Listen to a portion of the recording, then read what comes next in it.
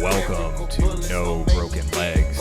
I am your host, Evan Belfiore, and it is a pretty somber Tuesday night after watching the Browns fail miserably and seeing what I just was one of the worst injuries I've ever seen. Joining me to break it all down is Jimmy Champ. Jimmy, I guess the first place to start is with Nick Chubb's injury, and I'm pretty heartbroken for him. Yeah, even if he wasn't having a good night, even if he wasn't such a great running back for the Cleveland Browns, it wouldn't matter. Like, that was horrific. You never want to see an athlete go through that. But, man, that was horrible. And it's the same leg he's had a pretty bad injury on before. Yeah, it certainly he's out for the season.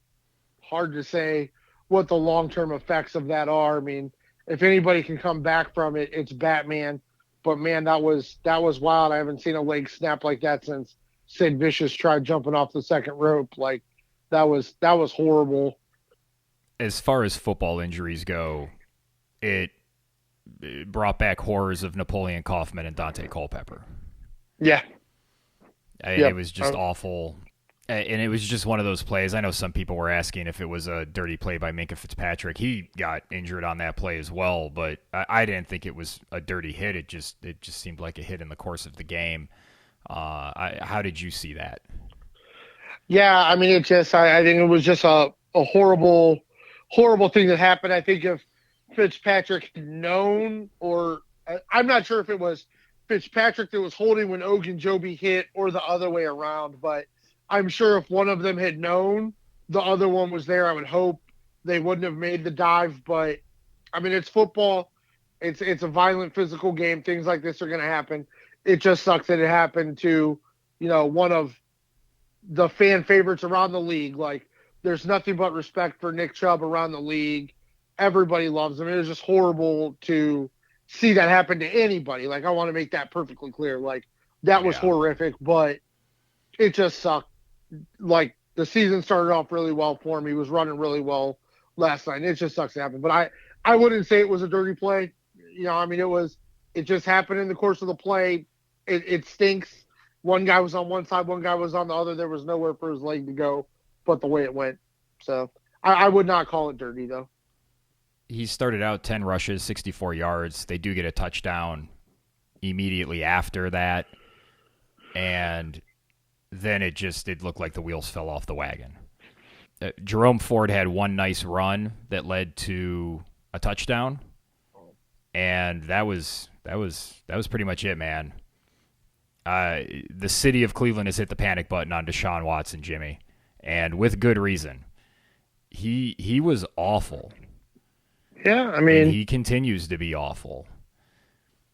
Hey, sometimes when you try to be the first to say something, you're wrong. Sometimes you're right.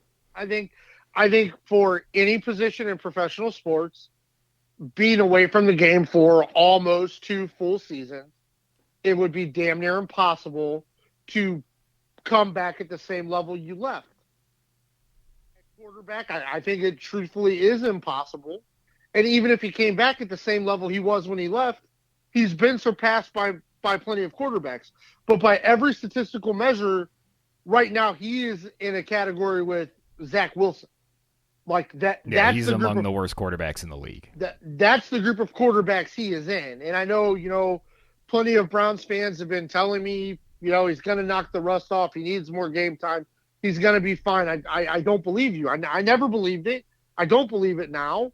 This guy told everybody, I don't like playing outside. I like being in a dome. I like fast games. I don't like when, the real physical slow down games, which is what you get in the AFC North. It's really weird because, we blamed all the underthrows last week on the weather. So I don't know what the blame is for the overthrows, but also the tip balls, the balls that went 10 yards out of bounds. Like, Deshaun Watson looked and there were guys that were open, and he was missing them. Like, there were wide receivers open. He also tried to throw in some windows he has no business trying to throw in. It's horrible that the offense is playing so bad that the defense can't afford to give up one broken play.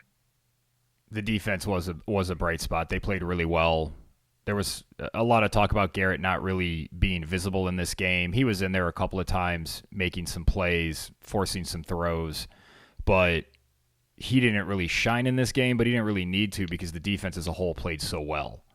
Yeah, no, they really did. Taki made a couple plays.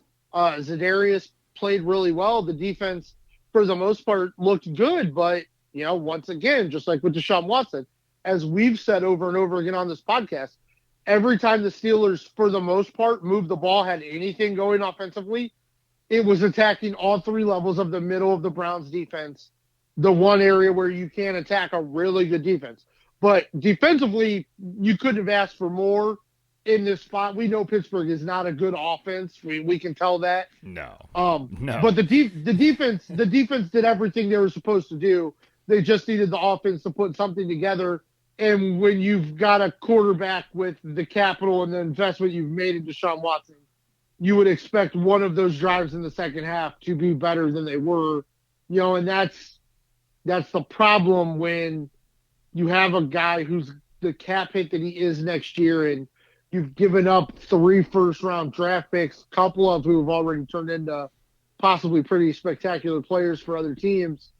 It makes it hard when you have an injury to a marquee franchise player because you don't really have any leverage to go out and replace that guy. Like, maybe there's some guys you can pick up off the waiver wire. I imagine they're just going to expect Jerome Ford and Pierre to just step in there and be great. They met with Kareem Hunt today, but you're not replacing Nick Chubb. You're just not. No, even if Nick Chubb was healthy, there'd be a real limit to this team right now because Deshaun Watson's playing so poorly. You just brought up his contract. Each of the next 3 years before they restructure his contract in the offseason, he counts $64 million against the cap. Yep. And after 2026, the last year of that deal, he counts another $8.9 million on the cap just as deferred payment money. And that number is going to go up when they restructure him because they're going to have to restructure his contract to get under the cap next year. Jimmy, I'm just going to read you the horror show that is his dead cap money if they cut him. If they cut him after this season, it is a $201 million cap hit. If they cut him after 2024, it is $137 million. And and if they try to cut him before 2026, it is $73 million in dead cap money for a team that is already strapped on the cap. This is turning into the worst trade in the history of Cleveland sports. And we would be talking about it as one of the worst trades in the history of professional sports. But thankfully, the Denver Broncos have taken that bullet for the Browns already because Russell Wilson's extension doesn't even kick in until next year.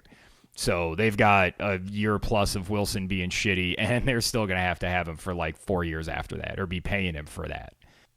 He was in every way, shape, and form everything you specifically worried he would be. Because I asked the question, how is he going to handle the booing from Cleveland fans? He completely lost his cool in this game. Yes. He had 2 face mask penalties, which, okay, you're given the stiff arm. A lot of players do that, but the grabbing is like that's just poor play. He's got to be better than that. He made awful throws. I'm hearing people saying, "Oh, Brian should have caught that pass." Yeah, you know what? Brian probably should have caught that pass. He got 2 hands on it, but nobody made those excuses for Baker. Nobody wanted to hear the excuses about how the offensive line had breakdowns when Baker was quarterback. And I don't want to hear it with Watson. Everybody said this is the guy. We're paying him all this money. We're trading all these assets to get him. And he's not that guy. He really wasn't that guy from the beginning. We pointed that out when this trade was made, that his numbers in 2020 were inflated because he played on a shitty team that was always behind. He saw a lot of base defense. And in 2018 and 2019, his seasons ended prematurely because he just wasn't good enough in the playoffs. He gave up a 20-plus point lead to Patrick Mahomes in 2019, and that was his last playoff game. Something that we have talked about on the podcast over the last year was defenses adjusting to what offenses have done. Well, Watson's best year was in 2020, And that was like the peak of NFL offenses. That was, by the way, Baker's best year. And then we saw him regress in 2021 and again in 2022. Now he's bounced back this year. He's playing well 2 games for Tampa. Regardless, Watson hasn't been playing, and he obviously hasn't been studying because he looks lost out there. He doesn't know what defenses are doing. He's completely confused. He's trying to do it on the fly, and he's failing miserably, and he looks like he doesn't want to be out there. He doesn't look like he's up to the challenge. And you said last week you didn't think he would respond to pressure very well, and holy shit, you underestimated it even with how bad you thought it would go. Yeah. Yeah, I mean, there's not a whole much more to say. You know, I mean, this team is built for a playoff run. I tried to let everyone know that the quarterback position was going to hold them back. There was no reason to believe he was going to come out of the gate any better than he has. I didn't expect him to play as poorly as he did. I also think Kevin Stefanski should be doing him some favors, something. Are you suggesting that when the offensive line is struggling, they shouldn't be doing 7, 8, and 9 step dropbacks? Maybe not the best idea. Like scheme something quick. You know, go into a film room with Deshaun Watson and say, okay, what are you comfortable with? What can we do to get this offense going? You're going to have to try something. Isn't that what they spent all fucking summer doing? Well, I mean, that's what we were told, but clearly not. This is his offense. This is his offense. They went out there and they did everything they had to do to put this offense together. We had to get rid of Baker because they had to go get a quarterback that could lead and make things happen and didn't need a great running back and great receivers and a great line, somebody that could make up for deficiencies in those areas. And he's worse.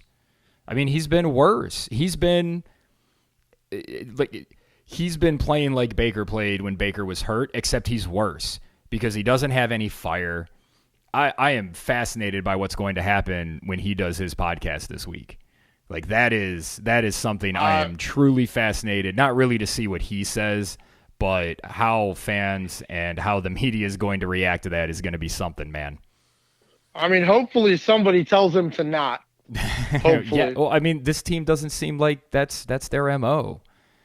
Yeah, that's true. All the problems that we see with Stefanski as a head coach, you know, showed up again.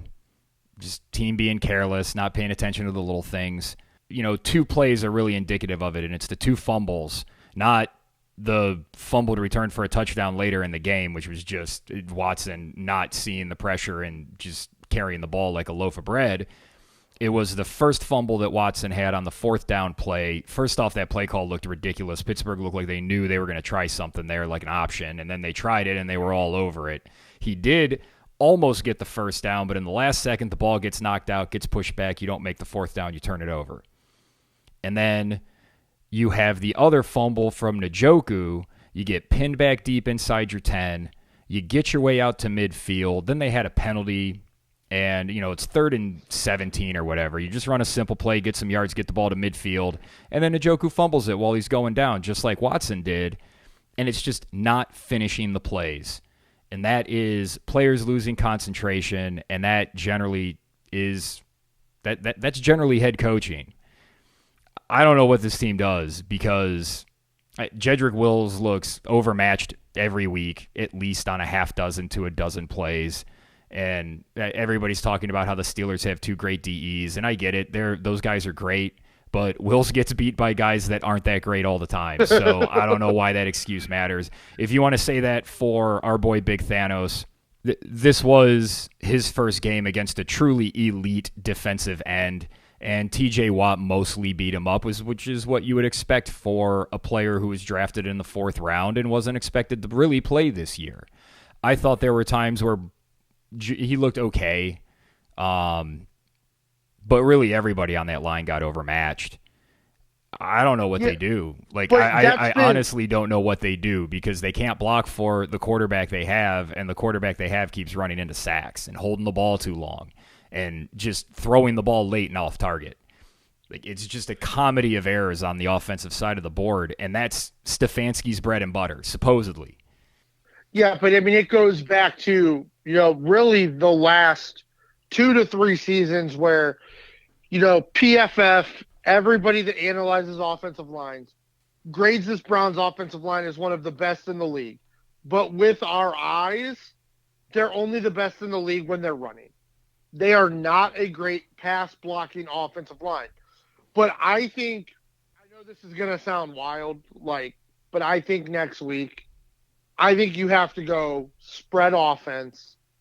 You have to throw the ball as many times as possible just to see if Deshaun Watson can find some magic, can find a spark, maybe if he throws the ball 60 times in the game. If we all take our money down to the Jack Casino and, put it all on number 17, we're all going to be rich.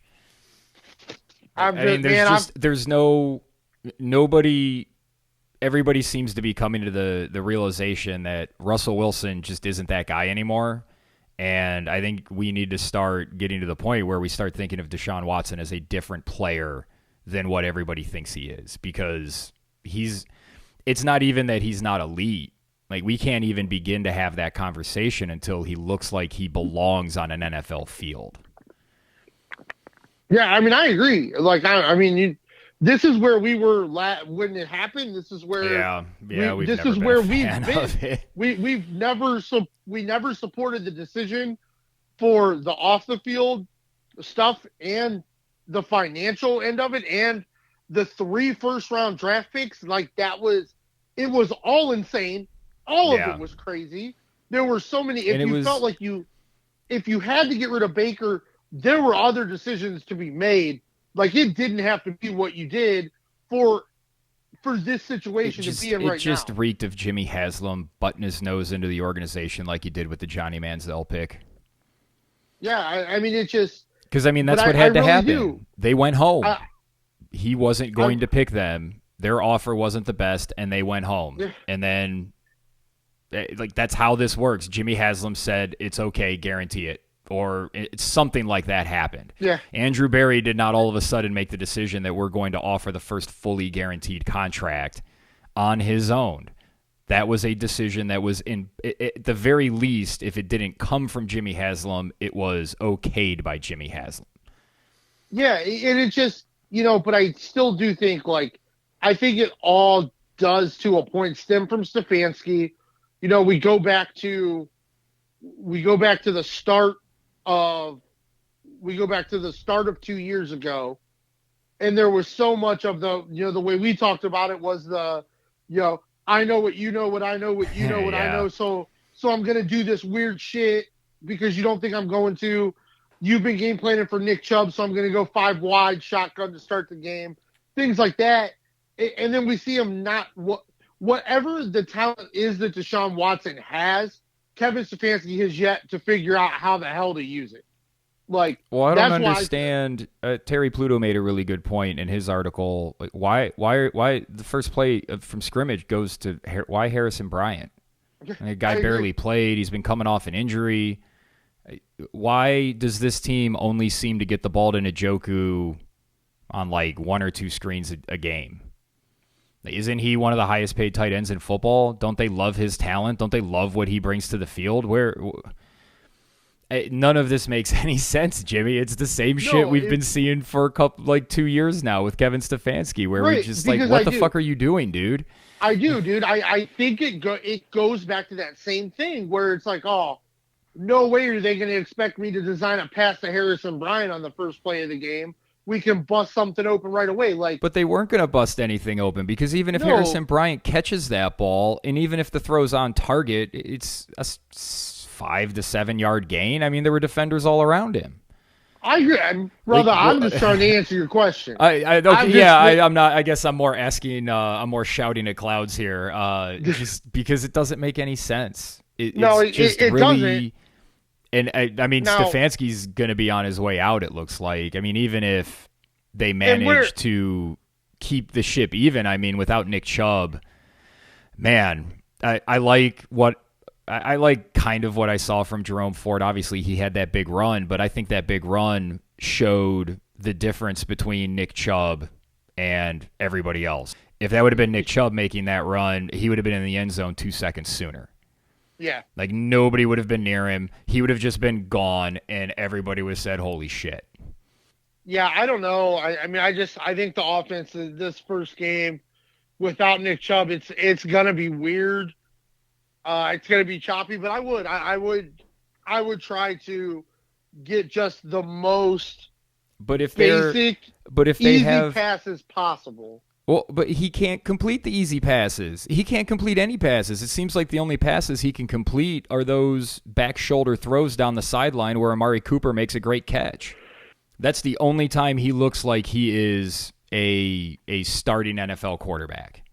Well, is when he's making that throw down the sideline that he made. I don't know. I think he was like 3 of 5 on it or something like that. But I know he hit Cooper on that at least twice for first downs on third down.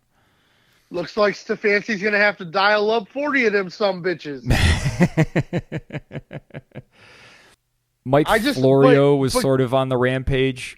I saw a little bit today about his contact with the referee. I doubt Watson's getting suspended. If that was going to happen, I think that would have been announced today. True. But now we do. Okay. It's all calmed down, for the most part. But I think a lot of, there's still the two camps, the one camp that are like, we don't, you're innocent until you're proven guilty. You didn't do anything. And then it's our camp that, like, at the least, you're creepy as fuck. I mean, the NFL investigated and said he did it. Exactly. Like, that was what the NFL said, and he settled those cases instead of going to civil court. So make of that what you will. The thing is, for people wondering about, because there was a play early in the game where somebody had a hold of his face mask. Yeah, and then you had the throw. Miscall. You had the throw at the end of the game where, I mean, the throw wasn't catchable. There was clearly pass interference there. Deshaun Watson is going to get 0 calls in the NFL.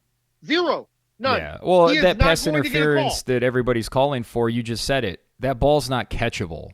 And much like an umpire in baseball is not, maybe now with the sport track and all of that, they're a little better with it. But, 20, 30 years ago, if you had a pitcher that was struggling for control, he's not going to get those borderline calls. And borderline calls are not going to go their way, one, because they're the Browns, and two, because nobody cares if Deshaun Watson gets screwed. Exactly. And they did it, and again, they did it to themselves. They had this game in a walk.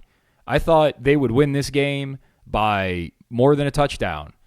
And I bet the alternate line on it. I bet them minus 6.5.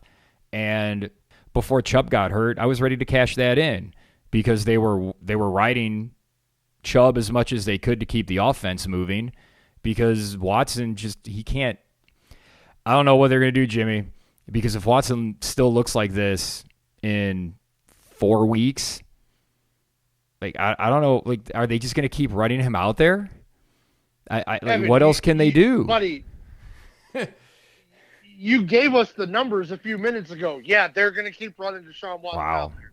I mean, even if they play, I know some people were calling for DTR, but I would just like to remind everybody that DTR did what he did in the preseason against defenses that were worse than what Kenny Pickett did what he did in the preseason. And now look what he's looked like against. San Francisco has one of the handful of best defenses in the league, and Cleveland looks like they're knocking on the door to being in that club. So he'll probably look better against more average defenses later in the season. But Cincinnati's got a good defense. Baltimore's got a good defense. Like Pittsburgh's probably riding high from this big win, but they're in trouble too.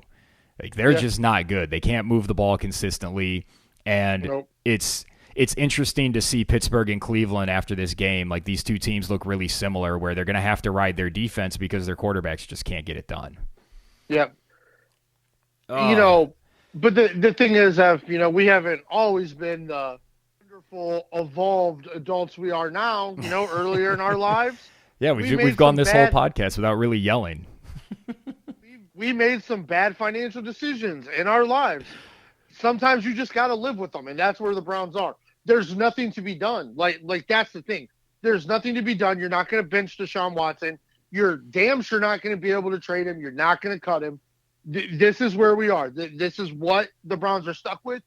And now we get to find out. I mean, I don't really have to find out because I think at this point I've made my decision. Kevin Stefanski will be a great offensive coordinator for somebody next year after he's fired by the Browns this year. And I don't know. Maybe Jim Schwartz is the head coach. Maybe Jim Schwartz can bring something back out of Deshaun Watson. I don't know. I imagine that's where the pivot will go here in a couple weeks. He's a defensive guy. Yeah, but everybody is kissing Watson's ass and trying to elevate him and telling him how great he is. I don't think I understand. But I don't think he's going to respond to somebody kicking him in the ass. I mean, he was getting his ass kicked in Pittsburgh. He totally lost his cool. True, and I don't know. I don't know what it'll be, but it'll definitely be different than the kiss my ass treatment that he's getting now if Jim Schwartz becomes interim head coach. I don't know what will turn out of that, but it'll definitely be different. But it's going to be this could be a very long season, especially. It's looking like a really, really long season. Yeah, it's not looking the best. Well, not looking the best for you. My under bet is looking great. Well, I'm glad I didn't actually. I didn't bet the over. I picked it. I liked it. I looked at it a long time, and I couldn't do it because I couldn't. I felt dirty betting for Deshaun Watson, betting on him to do well. It kind of made me feel dirty, so I didn't. I totally understand, but I guess that's all gone now. There's no way they get to 10. But I just think, I guess because I think all Browns fans right now. I mean, the question is schematically, what does the offense look like? Because the defense makes it look like the offense isn't going to have to do a whole lot. We may once again have a kicker. I mean, Hopkins doing pretty good. He missed the one kick, but 40 plus. Pittsburgh's a tough place to kick. He did make the other two, 140 plus, 150 plus. So, but I don't have a problem there. And again, he wasn't the problem. You give up 14 points because you can't take care of the ball. That's the problem. Yeah, and I just think offensively, I think if Kevin Stefanski, and we loved Kevin Stefanski as a play caller, we were always. Well, I mean, we liked him in Minnesota, and I guess I kind of liked him. He continues to have no feel for the game. Always critical of him being the play caller and the head coach. We were always critical of that. Because maybe you would have a better feel for the game if you weren't calling plays. I don't know. But he's got to figure out a way to make it easy for Deshaun Watson. You can't, we see it all over the league. We see it all over the league where guys are just wide freaking open. And I don't think if he's not watching what Mike McDaniel's doing, then he should just be immediately fired because Mike McDaniel has guys running wide open just all over the place. I mean, personally, I still don't think he can complete the passes, but I think he needs to be able to see Amari Cooper wide open. And then if he can't complete that pass, then it's just going to be a shitty 3 years and it's normal Browns football. Because he had a couple of throws that he made that you could just tell he was half a second behind on planting that foot and driving the ball. The last play, I mean, that fumble, it scares me that he didn't know that was coming and didn't react to it faster. That's terrifying. Yeah, I guess we could at least, when Baker was there, everybody was saying that he was too worried about the line blocking. And it's well, he had good reason. And Watson had good reason. And for some reason, he didn't. I don't know how anybody can trust Jed Wills right now because he just looks terrible. He's getting beat all the time. And it was a big worry for me coming into the season. And I don't know what they do there now that Conklin's out. They can't. This is just where they are because of the cap. I mean, people were talking about, maybe they should go trade for Jonathan Taylor. How? What assets do you have to trade for Jonathan Taylor? You don't even have a first-round pick next year either. And they give up a third next year too. Yep. It is just so onerous. It's bleak, It's really buddy. depressing. It's bad. This has all the hallmarks of a season where a lot of Browns fans are checking out by November. I was gonna say you might be back to your Sunday strolls in the woods, bud. Yeah, that was great during the 1-31 years. That was a lot better use of my Sunday afternoons than watching the shitty Cleveland Browns, who continue to be shitty. And man, I don't even know what to say. I guess we just sort of covered it, and we didn't yell. I'm pretty proud of us. I'm pretty proud of me. I didn't like scream or yell at all during this, just covering this just abomination that is this team and continues to be the Browns. In past years, pre-Deshaun Watson, we would have asked, what has Cleveland done to deserve such things? But, this year we kind of know. Yep. And it just sucks.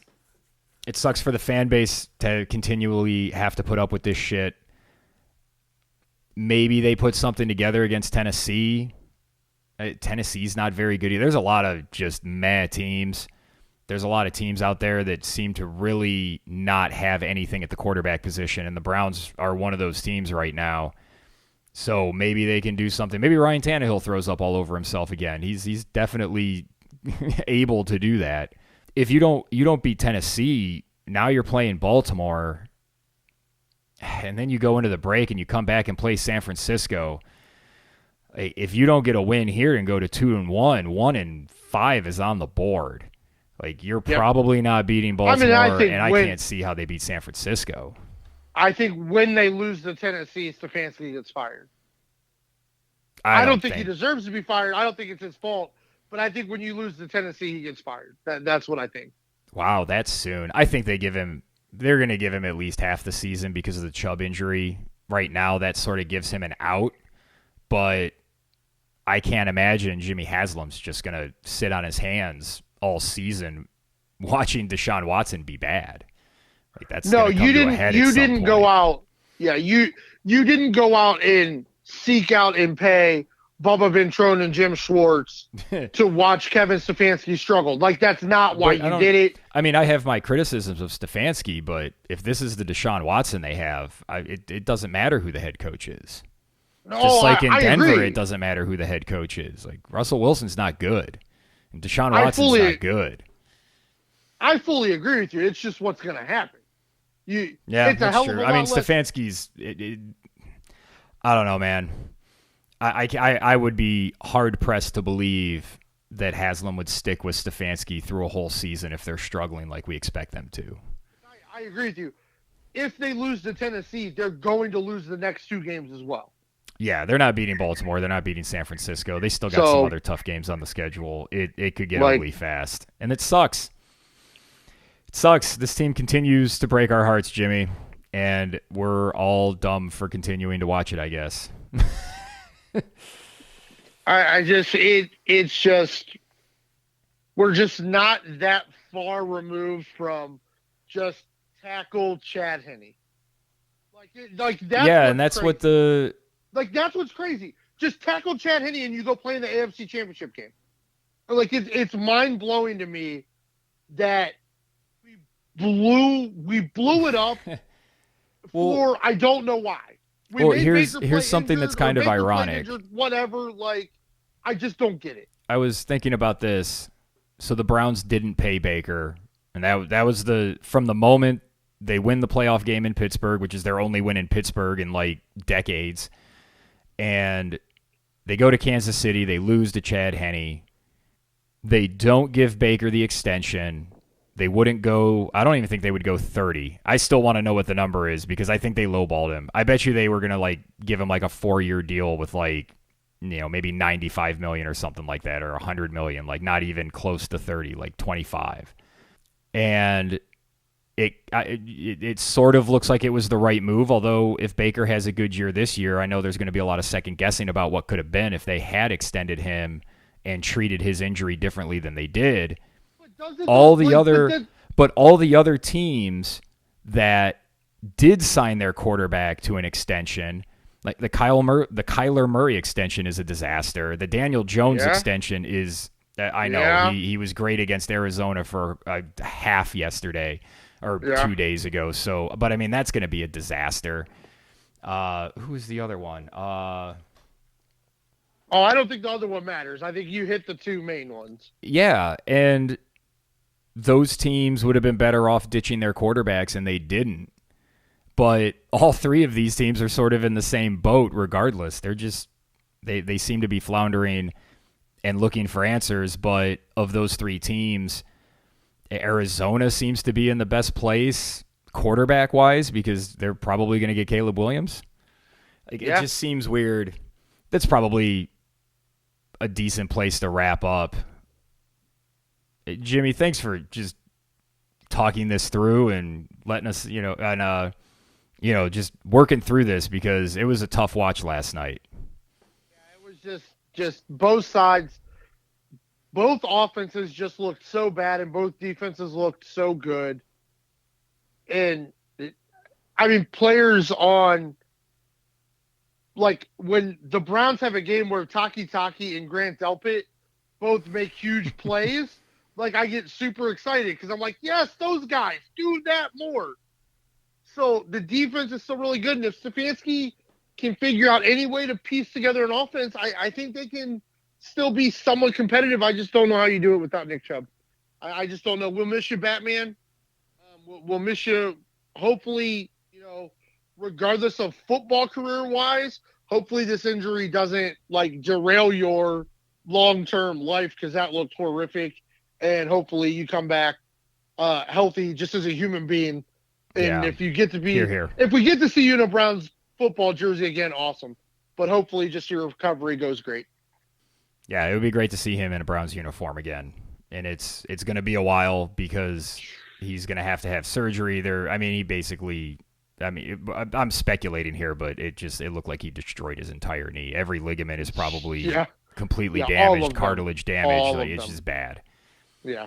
Yep. Well, I guess that does it, Jimmy.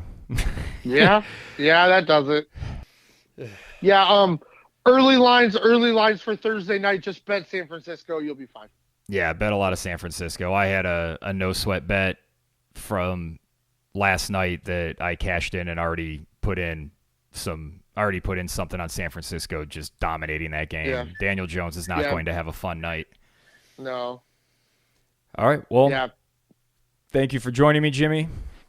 No place I'd rather be, brother. And I would also like to thank all of you for listening. It's going to be a rough week as we wait for the Browns to play the Titans, but we will have our full coverage of that game later this week, along with all of our Week 3 picks. For Jimmy Champ, I am Evan Belfiore. We are no broken legs.